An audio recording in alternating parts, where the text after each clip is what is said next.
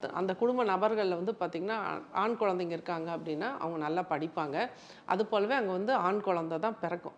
அதிகமா அங்க உள்ள அந்த வீட்ல இப்போ ஒரு 10 பேர் இருக்காங்க. உதாரணத்துக்கு அவங்க மெய்டெல்லாம் கூட சேர்த்துக்கணும்.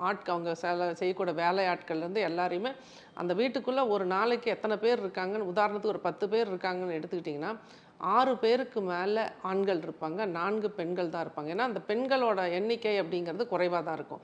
உதாரணத்துக்கு 4 பேர் இருக்காங்க அப்படின்னா, 3 ஆண்கள், 1 பெண் தான் இருப்பாங்க. இந்த மாதிரி நெறைய வீடுகள நான் பார்த்துருக்கேன்.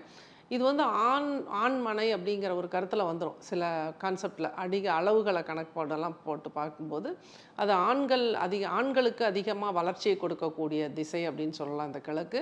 அதே போலவே சூரிய வெளிச்சம் அப்படிங்கிறது அங்க உள்ள வர்றதுனால நல்ல ஹெல்த்தியா இருப்பாங்க. உணவு கட்டுப்பாடு, இந்த யோகா, எக்ஸர்சைஸு, வாக்கிங்கு, இந்த ஜாகிங் இதெல்லாம் பர்ஃபெக்ட்டா பண்றவங்களா இருப்பாங்க. இந்த கிழக்கு அதிக காலி இடம் உள்ள இடங்கள்ல. அது போலவே ஆண்கள் வந்து அங்க வந்து அறநெறியில வாழக்கூடியவர்களா இருப்பாங்க. ஏன்னா, சூரிய வெளிச்சம் அப்படிங்கிறது ஒரு வகையில நம்ம வந்து சயின்டிஃபிக்கா சொன்னாலுமே, இந்திரனோட திசை அப்படின்னு சொல்றதுனால, அங்க வந்து வளர்ச்சி, வம்ச வளர்ச்சி அப்படிங்கிறது சூப்பரா இருக்கும்.